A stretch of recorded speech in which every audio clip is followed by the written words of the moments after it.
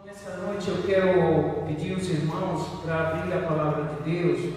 Eu prometo ser objetivo e falar apenas aquilo que o Senhor colocar na minha boca para falar. Vamos abrir a palavra de Deus no livro dos Salmos. Salmos de número 131. Nós vamos começar a examinar e a meditar a respeito desse assunto que nos foi direcionado. Salmos de número 131 é um salmo bem pequeno, são apenas 3 versículos. O salmo de número 131 ele faz parte daqueles salmos que são chamados salmos de romagem, que vai do 120 ao 134. São os salmos que os peregrinos cantavam a caminho de Jerusalém. Eles, uma vez por ano, pelo menos, cada judeu tinha que fazer uma peregrinação a Jerusalém. E esses salmos eram cantados durante a peregrinação, por isso são chamados de salmos de romagem. E o Salmo 131 é um salmo que, entre todos, ele se destaca. Eu quero ler para vocês apenas 3 versículos. E diz assim a palavra do Senhor: Senhor, o meu coração não se elevou, nem os meus olhos se levantaram. Não me exercito em grandes assuntos, nem em coisas muito elevadas para mim.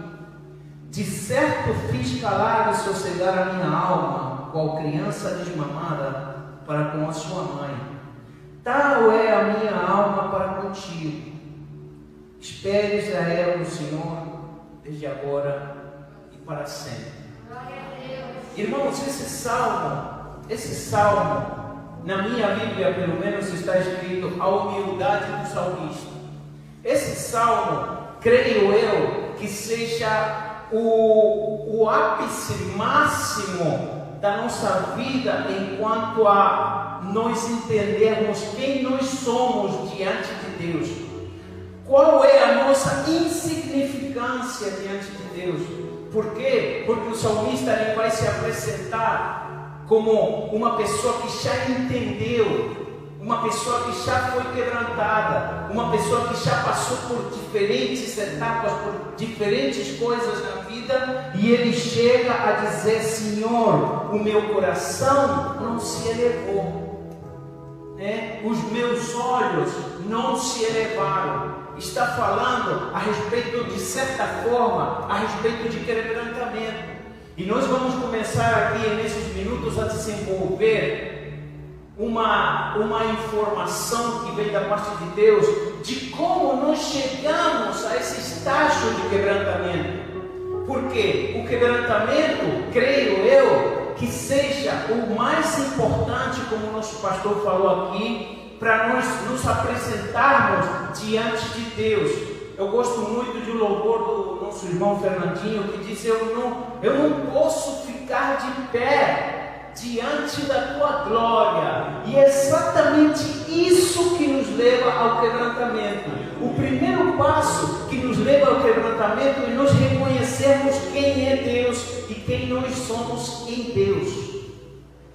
Nós ouvimos falar muito a respeito de muitas coisas que as pessoas fazem para se aproximar de Deus, para buscar a Deus. Existem muitas técnicas, existem muitos passos que você pode desenvolver para você chegar a Deus, mas o quebrantamento é a primeira coisa, porque está tudo interligado. Você chega a um senso de humildade que te leva a quebrantar, que te leva a se arrepender. E é exatamente nesse ponto de arrependimento que eu quero trabalhar um pouquinho nessa hora.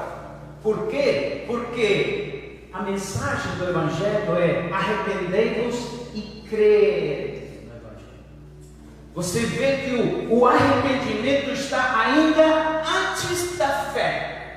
Porque não diz creia e se arrependa. Ele diz: se arrependa e creia. Ou seja, que o arrependimento é muito mais antes do que a fé. Nós ouvimos falar muito a respeito de fé e do poder da fé e do poder que a fé tem, e que a fé vem pelo ouvir e ouvir a palavra de Deus, e tudo isso é certo e é verdade. Só que eu não posso ter fé sem eu antes me arrepender. Porque como eu tenho fé? Eu tenho fé, Romanos capítulo 10, eu tenho fé por ouvir a palavra de Deus. Só que esse ouvir a palavra de Deus, antes dele produzir fé em mim, ele vai produzir arrependimento. E o arrependimento, ele também é gradativo. Nós temos a parábola do semeador, onde diz que aquela semente que caiu em terra fértil, ela não produziria igual para todo mundo, não. Mesmo naquela parte onde ele diz que a semente cai em terra fértil, a semente vai produzir 30, 60 e 100%. Ou seja, que mesmo aqueles que recebem a palavra de Deus têm um grau de fruto. Não todo mundo vai dar o mesmo fruto. Por quê? Porque se eu escuto uma palavra e eu não estou alinhado com Deus, essa palavra não vai entrar em mim. Amém? Eu vou ter que dar alguns passos para eu chegar ao estágio de quebrantamento. O primeiro passo, Paulo fala em Romanos 12, capítulo 2: não vos conformeis com esse século, mas transformai-vos pela renovação da vossa mente. Então, irmão, tudo está aqui. Eu vou te falar uma coisa: o inimigo, ele não quer o seu coração. O inimigo, ele não quer o seu coração. O inimigo quer a nossa mente. O inimigo, ele trabalha na nossa mente. Por quê? Porque primeiro eu penso e depois eu faço. E se ele bloquear aquela semente que foi lançada, também falado nessa parábola, quando a semente é lançada e vem os passarinhos e comem, é o inimigo que não deixa chegar a palavra até mim. E se eu não recebo a palavra, como que eu vou me arrepender? E se eu não recebo a palavra, como que eu vou me quebrantar? E a palavra diz no Salmo 34: perto está o Senhor.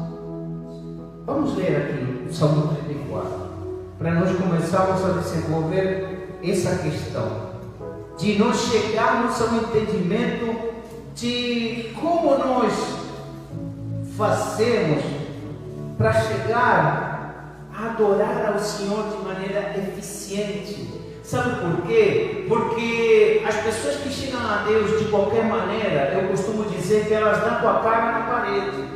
Por quê? As pessoas chegam a Deus de uma maneira religiosa, e elas chegam a Deus pensando que se fazem algumas coisas, se cumprem algum ritual, elas vão ter acesso a Deus. Isso aí é religião instituída, né? E quando que a pessoa está com a cara na parede? Porque todo ritual, toda cerimônia, toda missa, toda coisa que a gente faça estabelecida, isso ainda não é suficiente para Deus operar em nós. De nada serve se nós não temos, como foi falado aqui, um coração quebrantado. O próprio Senhor diz, citando as palavras de Isaías: esse povo me adora com os lábios, mas o seu coração está longe de mim. Então não adianta eu fazer um ritual para eu adorar a Deus de maneira superficial, se no meu mais profundo eu ainda não me reconheci como pecador. Olha o que diz o Salmo 34, versículo 18, uma coisa linda, maravilhosa. Diz assim: perto está o Senhor dos que têm o coração quebrantado, e salva os contritos de espírito. Perto está o Senhor dos que estão com o coração quebrantado. Então, se eu quero estar perto do Senhor, o que eu tenho que fazer? Eu tenho que chegar a um estágio de quebrantamento. É por isso que as pessoas se frustram, porque as pessoas chegam para a igreja com uma ideia do que seria andar com Deus, com uma ideia do que seria a presença de Deus, que muito se fala, mas pouco se sabe da presença de Deus verdadeira. Porque eu tenho um senso da presença de Deus quando eu me enxergo miserável, quando eu me enxergo pecador. É isso que me leva ao arrependimento, é isso que me leva ao quebrantamento. Porque você tem, por exemplo, Isaías capítulo 6, você vê o profeta, ele está no templo, e o templo se enche com aquela fumaça, e o templo se enche de glória, e é serafim para todo quanto é lado,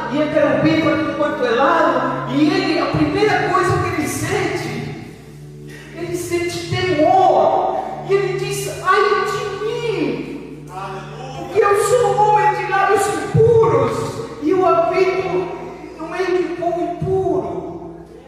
E é exatamente isso que acontece quando Deus chega, irmão. Muitas pessoas dizem que tem um encontro com Jesus e continuam com o nariz empinado. Me desculpe, não foi com Jesus que eles se encontraram. Aleluia!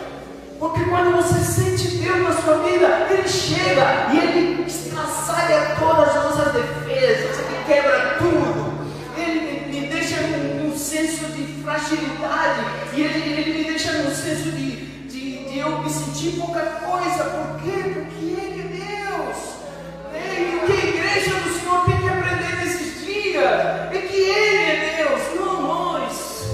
Lucas 6,46 diz: por que me chama Senhor, Senhor, e não faz o que eu mando?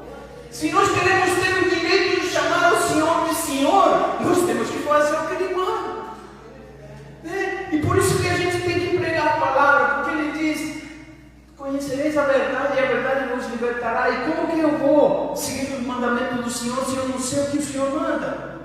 E a primeira coisa que eu tenho que fazer, eu tenho que saber qual é, o que Ele espera de mim, o que Ele quer de mim. Pedro também teve essa experiência, depois daquela pesca maravilhosa, quando ele realmente viu quem era Jesus, ele falou: se afasta de mim, porque eu sou pecador. E aí é onde nós temos o termômetro para saber quanta é a presença de Deus na nossa vida, de acordo com o que estamos quebrantados. Porque se eu digo que eu sigo a Jesus, e se eu digo que eu sigo a Deus, mas eu ainda continuo. Se eu digo que sigo a Deus, mas quando o pastor me pede para ficar em pé, para eu louvar, quando o pastor me pede para ficar em pé, para eu orar, eu fico sentado, significa que eu não reconheço, ou eu não tenho reverência ao Senhor. Eu estou tentando passar aqui para os irmãos um termômetro, para nós entender que a gente tem que estar sempre se autoanalisando. A gente tem que estar sempre na autoajuda de dizer: Senhor, eu preciso de Ti. Eu não sei andar sem Ti. A palavra diz, aquele louvor diz: quem já pisou no Santo dos Santos, em outro lugar não sabe viver. Ou seja, uma vez que você viu a Deus, uma vez que você se enxergou em Deus, Ele vai mudar você. E se você não mudou, peça ao Senhor para Ele mudar, para Ele destraçar a sua defesa, para Ele realmente, para que você chegue a esse estágio do Salmo 131, quando Ele diz: a minha alma é como criança desmamada da sua mãe, tal é a minha alma perante Ti. O que Ele está falando com essa figura da criança desmamada? Você vê uma criança quando ela está mamando, ela está aflita, ela está sedenta, ela quer se alimentar, mas depois que ela parou de se alimentar, ela fica satisfeita. Você vê uma criança alimentada, você vê paz, você vê uma criança satisfeita, e ela ainda fica dentro dos braços da mãe. Ela fica satisfeita e ela fica se sentindo protegida. Foi exatamente isso que o salmista falou. Quando eu reconheci quem era Deus para mim e quem eu era nele, eu sou como uma criança desmamada. Eu estou satisfeito, eu estou feliz, eu estou seguro, entendeu? Eu sei que Deus é comigo, eu sei que Ele vai fazer tudo que eu precisar que Ele faça, sempre e quando eu fazer aquilo que Ele me manda. Inclusive no versículo 3 ele diz: espere agora, Israel, no Senhor. Essa é a parte mais difícil da nossa caminhada, esperar em Deus. Sabe por quê? Porque tudo que nós vemos, tudo que nos cerca, ainda mais nessa época, tudo é distração, irmão. Tudo é distração. Nós vivemos uma época muito difícil de hiperinformação, demais. Tem dias que você vai dormir com dor de cabeça de tanto celular, de tanto computador, de tanta luz, de tanto barulho na rua, de tanta conversa, de tanto isso, de tanto aquilo. Você vai dormir com dor de cabeça, porque é muita informação para nosso cérebro processar. E no meio disso tudo, lá no cantinho fica Deus. Ah, Deus, eu vou deixar o Senhor aqui, vou deixar o Senhor na igreja aqui, né? Hoje, segunda-feira, eu vim ontem para o culto domingo, amém, glória a Deus, aí eu deixo o Senhor aqui, tá? Amanhã, segunda-feira, eu tenho que trabalhar, eu tenho que ver o preocupado com meus assuntos, mas o Senhor fica aqui me esperando, tá? Eu vou resolver meus assuntos. Depois que eu resolver meus assuntos, eu volto para Deus e eu glorifico a Deus. Mas se os meus assuntos não me saíram bem, eu já não estou tão empolgado assim. Mas não é assim que funciona. Se você vai trabalhar, leva Deus contigo. Se você vai estudar, leva Deus contigo. Se você vai para o supermercado, leva Deus contigo. Se você vai limpar sua casa, limpe sua casa louvando ao Senhor. Se você está tomando banho, vai louvando ao Senhor, porque é isso que está tirando você daquilo que é natural e está colocando você, sem você perceber às vezes, está colocando você num lugar sobrenatural. Um lugar sobrenatural, porque a nossa vida aqui, como Paulo fala na segunda carta aos Coríntios, capítulo 4, ainda que o nosso corpo, ainda que o nosso homem exterior se deteriore a cada dia, em nós está criando um peso de glória. Olha como que Paulo faz essa figura da balança. Diz, ainda que as leves e momentâneas tribulações desse mundo, elas estão criando dentro de nós um peso de glória. A glória mais pesada, ou seja, a glória que Deus coloca dentro de nós, que vai crescendo dentro de nós a cada dia, é muito mais pesada que a sua conta de luz. Esse é muito mais pesado que a sua parcela do carro. É muito mais pesado que a sua falta de gás. É muito mais pesado que o seu aluguel atrasado. É muito mais pesado. Só que nós temos que entender isso. Que as leves e momentâneas tribulações desse mundo em nada se compara com a glória vindoura. E esse senso de dependência de Deus é o que nos leva a quebrantar-nos, porque senão nós ficamos muito distraídos com todos os problemas desse mundo, né? E você vê aqui que ele diz, numa parte, o salmista diz, eu não quero abraçar o mundo com as mãos. Ele diz, eu não quero abraçar o mundo com as mãos. Eu não me meto em assuntos que são muito grandes para mim. É outra coisa que a igreja do Senhor tem que entender. Eu não posso chegar numa concessionária e comprar uma Ferrari, nem que seja parcelada, porque eu sei que eu não vou conseguir pagá-la. Mas eu não posso também me sentir mal porque eu não tenho uma Ferrari, porque Deus tem que ser tudo na minha vida. É exatamente isso que o salmista está dizendo. Vai até onde você alcançar. Se contente com o que o Senhor te dá. Portanto, diz Paulo, tendo o que comer, o que vestir e onde dormir, estejas com isso contentes. O Senhor também fala isso. A gente não está pregando aqui pobreza, a gente está pregando aqui humildade. A humildade é o que te leva ao quebrantamento, e o quebrantamento é o que te leva ao arrependimento. E sem você se arrepender, você não vê o reino de Deus. João capítulo 3, Jesus conhecidíssimo, conversando com Nicodemos, ele diz, se você não nascer de novo, você não vai ver o reino de Deus. Porque a palavra diz que o reino de Deus não é nem comida, nem bebida, mas é paz, alegria e gozo no Espírito Santo. O que ele está querendo dizer? Que por mais que você coma, você vai voltar a sentir fome. Por mais que você beba, você vai voltar a sentir sede, né? Salomão fala no primeiro capítulo do Eclesiastes, os olhos não se fartam de ver e os ouvidos não se fartam de ouvir. O que Salomão está dizendo? Que tudo nesse mundo não vai saciar você, não vai. Você vai ter R$1.000 e você vai querer 2.000. Você vai chegar a 2.000 e você vai querer 3.000. Depois que você tiver 3.000, você vai querer 10.000. E quando você tiver 10.000, fala assim, poxa, tenho 10.000, vou ver se eu consigo 15. E por aí vai. E é assim que o mundo vai nos afastando de Deus. Por quê? Nós somos a igreja do Senhor. Nós estamos aqui para fazer a diferença. Mas isso aqui não é a nossa casa. Isso aqui é uma passagem. A gente está aqui de passagem. Sabe qual é a minha missão e a sua missão? É a gente resgatar a maior quantidade de pessoas possível e voltar para casa. Porque aqui não é essa casa, aqui não é a minha casa. A nossa casa está nos céus. É lá que nós vamos receber o nosso galardão. Mas sem quebrantamento a gente não vai poder. A gente não vai poder. Porque começo da mensagem eu falei que a mensagem é primeiro para o mensageiro. Sabe por quê? Tudo na minha vida é termômetro. Eu tenho que estar toda hora me policiando, porque ninguém chegou a lugar nenhum ainda. Todos nós estamos em tratamento.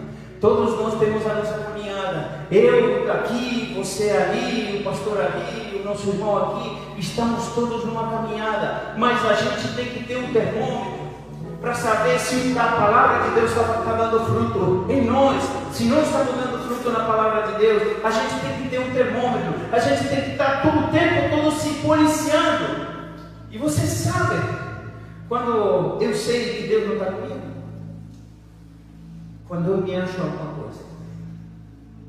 Quando eu acho que eu sou alguma coisa, Deus me abandonou. Deus não está mais comigo. Porque Paulo fala. Aliás, Deus fala para Paulo: o meu poder se aperfeiçoa na fraqueza. Na fraqueza. E Paulo entendeu isso. Paulo entendeu isso. Ele disse: quando o que Paulo está querendo dizer? Quando eu fico fraco, eu sei que Deus é forte na minha vida. Mas se eu quiser fazer com o meu braço, Deus vai se afastar de mim. É assim que é. O Evangelho é assim. Você via Jesus levando a palavra, mas você não via Jesus correndo atrás de ninguém. Ele chegava para a pessoa e falava assim: o reino de Deus é chegado, arrependei-vos e crede.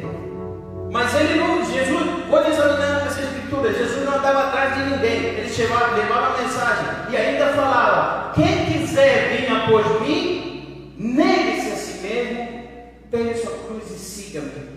E essa é a próxima parte da nossa mensagem. Depois que eu tenho o coração unido, depois que eu tenho o coração quebrantado, depois que eu renovei minha mente, como está escrito lá em Romanos 12:2, que a palavra grega no original é metanoia, que significa mudança de mente, mudança de consciência. Depois que eu cumpri todos aqueles passos, só aí que eu vou entender quem é Deus na minha vida, o que eu estou fazendo aqui, por que eu estou sentado aqui na igreja, por que eu estou cantando, por que eu estou pregando, o que eu estou fazendo, qual é a minha missão. E ele vai dizer assim: você vai renovar a sua mente. Para quê? Para você entender que Deus sou eu, você é o certo. Por isso que eu falava de Lucas 6, quando diz: por que me chama Senhor, Senhor, e não fazes o que eu mando? Porque se nós queremos ter o privilégio de chamar ao Senhor de Senhor, nós temos que seguir os mandamentos. E o primeiro mandamento é: negue-se a si mesmo. Só que para eu chegar a me negar, eu tenho que passar por todos esses passos. E um dos passos é o quebrantamento. Porque a palavra de Deus diz: negue-se a si mesmo, pegue sua cruz e siga-me. Nessa ordem. Ele não falou ao contrário: siga-me, depois pegue sua cruz, depois negue-se a si mesmo. Para você e eu e todos nós andarmos com Jesus de verdade, a gente tem que esquecer da gente e pensar só nele. É simples assim. Mas como que eu faço isso? Maturidade. Maturidade. Palavra, jejum, oração, consagração, vida na igreja, vida em comunidade, vida com Deus. É isso que me leva ao entendimento. Porque senão eu vou estar de cara na parede. Porque eu venho para a igreja esperando que Jesus resolva meus problemas. Só que Jesus, além de resolver meus problemas, Ele tem outros problemas para resolver. Ele tem que consertar o universo todo. Então, eu chego ao Senhor não somente para que Ele resolva meus problemas. Ele vai resolver. Só que depois que Ele resolver meus problemas, eu tenho que me tornar um colaborador dEle. A finalidade de andar com Cristo não é que Ele resolva meus problemas. Ele vai resolver meus problemas. E depois eu vou crescer espiritualmente para quê? Para me colocar à disposição dele, para ajudar outras pessoas que estão precisando. Do mesmo jeito que eu cheguei aqui, que você chegou aqui, que você está em Cristo, e para o qual Paulo fala que nenhuma condenação há para aqueles que estão em Cristo. Romanos 8:1. Para nós chegarmos a esse nível, não é somente para nós, para que ele resolva nossos problemas. É para que Ele resolva nossos problemas e para que Ele nos dê crescimento para nos enviar. Para nos enviar. Porque esse é o cerne do Evangelho. A gente não veio somente para estarmos aqui. Em algum momento nós vamos crescer espiritualmente e vamos ser enviados. Só que sem querer fugir do assunto, eu digo que para a gente crescer espiritualmente, a gente tem que se quebrantar. E como nós falamos aqui desde o começo, o quebrantamento ele vem quando eu tenho um senso da minha miserabilidade. Romanos 7, no final de Romanos 7, muitas pessoas cantam esse louvor, algumas pessoas não sabem que esse louvor é de Romanos 7. O bem que eu quero fazer eu não faço, e o mal que eu não quero fazer, esse eu continuo fazendo. Essa letra não é da Luma Elpidio, não, essa letra é do apóstolo Paulo, né? Essa letra é do apóstolo Paulo. E depois ele diz: miserável homem que eu sou, quem me libertará desse corpo de morte? Ele tem o senso da miserabilidade, ele tem o senso da efemeridade do corpo. E tudo isso, todo esse entendimento da palavra, todo esse entendimento de quem é Deus, de quem sou eu, de quem é meu corpo, que vai voltar para a terra, o espírito vai voltar para Deus, e a alma está naquele impasse. A alma está naquele impasse. Mas esse corpo aqui, irmão, vai ficar aqui. A gente vai embora, nem o corpo leva, porque quando você chegar lá, vai ter um corpo incorruptível te esperando. Nem esse nome que você tem agora, você vai conservar, porque vai ter um novo nome para você. E esse senso de efemeridade, esse senso de vaidade, como diz o Salomão em Eclesiastes, esse senso de que tudo é vaidade, de que tudo passa, de que tudo é fumaça, é que nos teria que nos levar a nos agarrar mais em Deus ainda. Porque se eu sei que esse meu tabernáculo, como diz Paulo em Coríntios 5, quando diz que esse tabernáculo, ele tem que se despir de tudo aquilo que é mortal e se vestir com tudo aquilo que é divino. Essa transformação de eu tirar de mim, ou de Deus tirar de mim o que é morte e colocar em mim o que é vida, isso tudo começa a partir de um coração quebrantado. Por isso que o Salmo diz: perto está o Senhor daquele que tem um coração quebrantado. Ou você acha que por mais que uma pessoa precise, você acha que por mais que uma pessoa esteja doente em uma cama de hospital, você acha que Deus vai estar perto dela só por causa disso? Não se engane não. Não se engane não, porque se for assim, não existia nenhum doente na terra. Se Deus estivesse com todos, independentemente se ele cresce em Jesus ou não existia mais nenhum doente na terra. Mas Deus não ama todo mundo. Deus tem misericórdia de todo mundo, que é diferente. Amor não é a mesma coisa que misericórdia. João 3,36. João 3,36. Vamos lá. Por que eu estou dando essa volta toda, irmão? Por que eu estou dando essa volta toda? Porque eu quero chegar a nós termos um entendimento da grandeza de Deus na nossa vida e da nossa total dependência dele. Se nós não temos esse entendimento de quem é Deus, se nós cremos que Deus é apenas algo,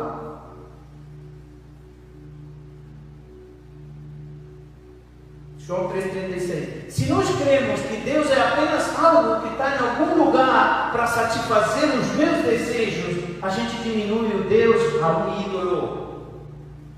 A gente diminui Deus a um ídolo. E Deus é muita coisa, muito mais, muito grande, muito poderoso, muito demais. É tão grande que não cabe na nossa mente, mas pelo menos nós temos que ter senso da nossa pequeninez. Quer ver? A luz da palavra, não sou eu que está falando não. João 3,36 diz: aquele que crê no Filho tem a vida eterna, mas aquele que não crê no Filho não verá a vida, mas a ira de Deus sobre ele permanece. Não sou eu que estou falando, é a Bíblia que está falando. Por isso que quando eu escuto essa palavra, Deus ama todo mundo, Deus ama todo mundo, Deus ama todo mundo, ou quando eu escuto a palavra que todos somos filhos de Deus, não somos todos filhos de Deus. Não somos todos filhos de Deus. Porque no capítulo 1 de João diz: aqueles que creram, deu-lhes o poder de serem feitos filhos de Deus. Ou seja, se eles foram feitos, é porque antes não eram. todo mundo é criatura de Deus.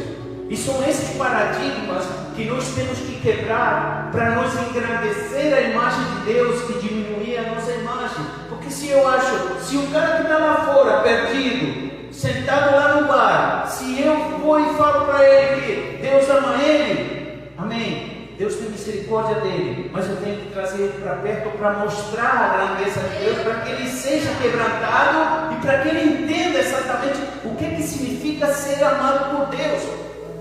E esse é o nosso impedimento enquanto carne. Você vê em Romanos capítulo 8, quando depois do apóstolo Paulo já se sentir miserável, aí ele entra em Romanos capítulo 8, ele vai dizendo que nenhuma condenação há para aqueles que estão em Cristo Jesus, amém? E aí ele depois começa a desenvolver aquela luta entre a carne e o espírito. Os que andam na carne são da carne, os que andam no espírito são do espírito. E me chama muita atenção o versículo 7, que diz: a carne é inimiga de Deus, a carne tem inimizade com Deus. E exatamente esses conceitos que nós temos que entender para nós quebrantar o nosso coração. Porque a palavra diz que eu tenho que andar em espírito. Toda hora a Bíblia está me dizendo que eu ande em espírito, porque a única forma que eu tenho de me comunicar com Deus é em espírito. A única forma que eu tenho de adorar a Deus é em espírito e em verdade. Se eu andar na carne, eu sou inimigo de Deus. Não sou eu que falo, é a palavra que fala. Carta aos Romanos, capítulo 8, versículo 7. Por isso que eu falo, em qualquer lugar que me chamam, ou que me convidam para dar uma mensagem, eu falo, traga caneta e papel e anote tudo que eu falo. Depois você vai lá e compara com a Bíblia, como fizeram com Paulo Pereira. Por quê? Porque é a palavra de Deus que tem que falar, não somos nós. E exatamente esse senso de dependência de Deus é o que leva o salmista a dizer: tal é a minha alma conforme a você, ou seja, eu sinto prazer em você. E é exatamente isso que é maturidade espiritual, quando você se sente prazeroso nas coisas de Deus. Quero deixar muito claro isso. Outro termômetro: você faz o que você faz para Deus forçado ou você faz com prazer?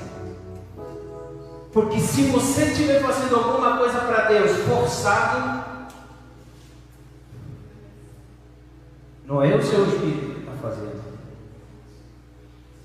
Entendeu? As coisas para Deus têm que ser com prazer. Você tem que ter prazer em chegar na casa de Deus. Você tem que ter prazer de louvar o Senhor. Você tem que ter prazer na palavra de Deus. Você tem que ter prazer em cuidar das viúvas e dos órfãos. Porque a verdadeira religião é essa. A verdadeira religião não é somente cultuar, não é somente se reunir. Tiago capítulo 1, versículo 26 e 27. Porque o prazer, o nosso prazer tem que estar em Deus. Se ele não estiver em Deus, a gente não está evoluindo. E se você não está evoluindo, seu tempo está se acabando e você está crendo que você está indo para algum lugar, mas você não está indo a lugar nenhum. Por isso, a importância dos termômetros. Olha o que diz Tiago capítulo 1, versículo 26 e 27. Se alguém entre vós cuidar de ser religioso e não refreia sua língua, antes engana seu coração, a religião desse é vã. Mas a religião pura e imaculada para com Deus, o Pai, é esta: visitar os órfãos e as viúvas nas suas tribulações e guardar-se da corrupção do mundo. Olha que palavra maravilhosa. Se você acha que isso não tem nada a ver com o coração contrito, tem. Sabe por quê? Paulo fala na segunda carta a Timóteo capítulo 2, versículo 3 e 4. O soldado, ele diz: sofre comigo as aflições de Cristo como um bom soldado. E um bom soldado não se mistura com os afazeres do mundo. Um bom soldado que foi alistado no quartel, ele não se envolve com as coisas do mundo. Presta atenção, as coisas do mundo, porque muitas vezes se fala que coisa do mundo é só aquilo que a gente sabe, né? Beber, fumar, queimar, dançar em lugares impróprios, isso tudo, amém. Só que o inimigo, ele é zorrateiro. Ele entra no sapatinho de algodão e daqui a pouco você pega numa situação onde você acha que não tem nada a ver, mas é do mundo. Por isso a vigilância, e ele diz aqui que a verdadeira religião é cuidar das viúvas e dos órfãos. Se você quer servir a Deus, cuide daquele que está necessitado. Cuide daquele que está precisando. Cuide daquele que... Sabe por quê? Porque eu costumo dizer isso. Eu venho aqui, eu estou pregando o Evangelho, eu acabei de sair daqui e eu saio na rua e vejo uma pessoa na sarjeta e não ajudo. Aonde que eu estava? O que eu estava ouvindo? A palavra deu frutos em mim. Pode ser que eu não tenha dinheiro naquele momento para ajudar, mas sei lá, alguma coisa. Isso também é coração quebrantado. Quando você tem compaixão por alguém que está necessitado, isso é coração quebrantado. Você vê que tudo é um círculo. Tudo é um círculo. Se você não tiver o coração quebrantado, você não reconhece a dor do outro, você não reconhece a grandeza de Deus, você não reconhece as suas falhas, você não reconhece os seus erros, e não tem coisa pior que a gente achar que a gente está indo a algum lugar e ficar quieto sempre no mesmo lugar. Porque o Senhor falou, pelos frutos os reconhecereis. Não é o que eu falo, não é o que eu mostro, é o que eu sou. Se eu estou dando frutos de arrependimento, se eu estou dando frutos do Espírito, longanimidade, mansidão, domínio próprio e tudo aquilo que está escrito em Gálatas 5 lá, se eu estou dando esses frutos, significa que eu tenho um coração quebrantado. Mas se eu não estou dando fruto, eu tenho que pedir ao Senhor para Ele me quebrantar, porque a minha vida está indo embora, meu tempo está se perdendo e eu não estou sendo transformado.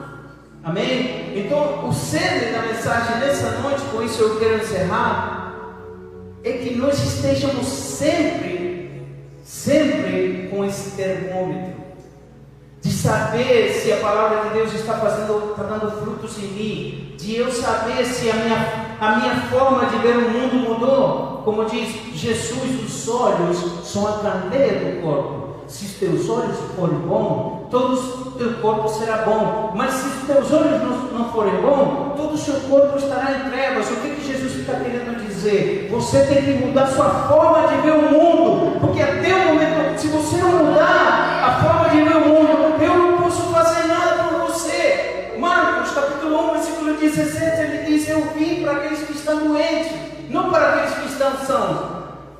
Então, com essa palavra, ele está querendo dizer: se a pessoa acha que ela não é pecadora, eu não posso fazer nada nela. Eu só posso trabalhar naquele que se sabe pecador, naquele que se quebrantou, naquele que caiu no chão. Como algumas vezes você vai em um culto e está aquele louvor, aquela agitação toda, e nada, você olha para o lado, tem um irmão no chão, chorando, quebrantado, aos prantos. Por quê? Porque ele foi tocado, ele foi acordado, ele acordou da soneca, ele acordou e ele viu Deus. Ele falou: meu Deus, como Isaías falou, meu Deus, eu vou morrer, porque eu sou um homem de lábios impuros e habito no meio de um povo impuro. Eu vou morrer, chegou a minha hora.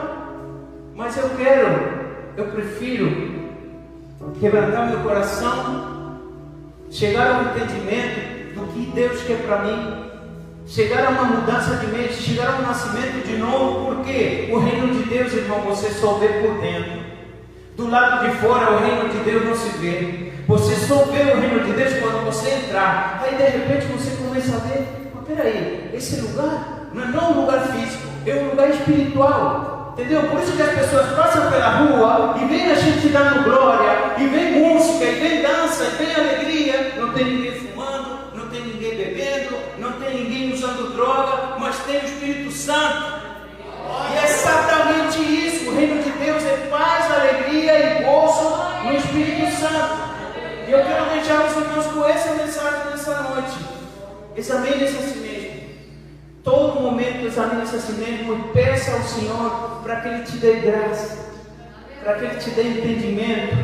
para que Ele te dê discernimento para todas essas coisas, para que você creia na palavra, para que você cresça, para que você venha pregar o Evangelho para toda criatura, para que você tenha sede e tenha fome da palavra, para que você cresça na graça e no conhecimento de Deus, porque só isso, irmão, só isso. A televisão de 58 polegadas, o carro na garagem, a casa, isso tudo é muito bom, por enquanto dura. Mas tem uma data de validade. Mas o reino que nós pregamos, esse não tem data de validade. O reino que nós pregamos é grande, infinito. A eternidade, irmão, não tem nem começo nem fim. E às vezes, Senhor, nós nos entristecemos porque alguma coisa saiu errada.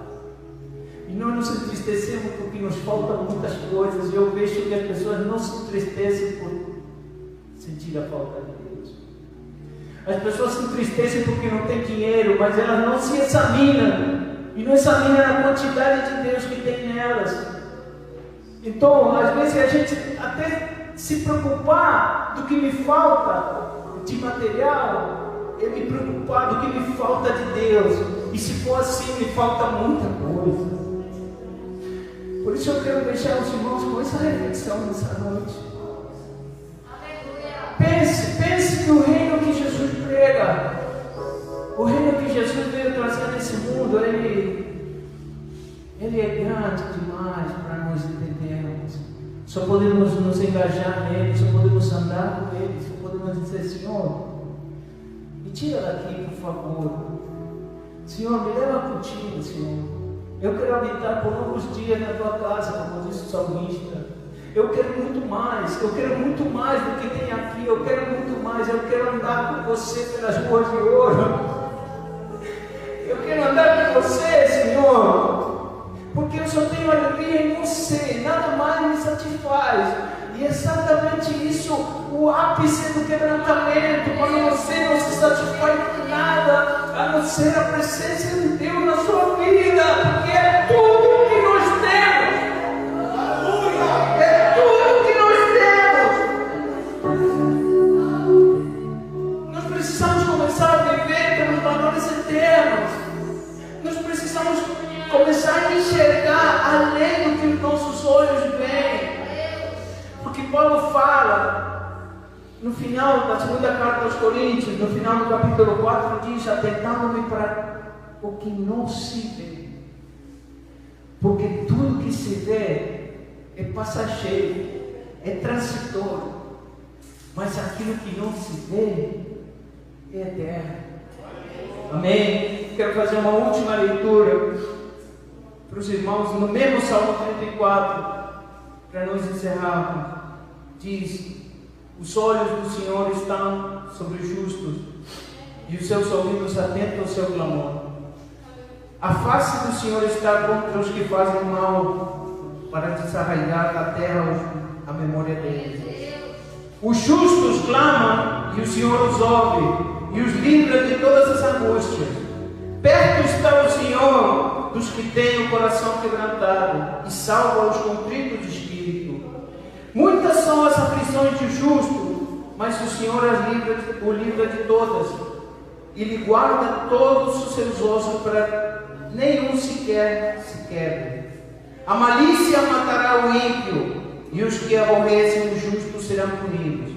O Senhor resgata a alma dos servos, e nenhum dos que nele confia será condenado. Eu quero agradecer ao pastor Márcio pelo convite. Quero agradecer aos irmãos pela sua companhia.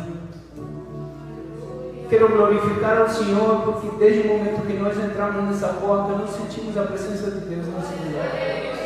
A presença de Deus nesse lugar é Ele manifesta. E você que congrega aqui, você que vem aqui, cada vez que você entrar por essa porta, aproveite. Aproveite. Aproveite, porque você está no lugar onde o Evangelho está sendo pregado. onde cânticos de louvor estão sendo entoados, onde orações estão sendo proferidas. Então eu quero glorificar o Senhor.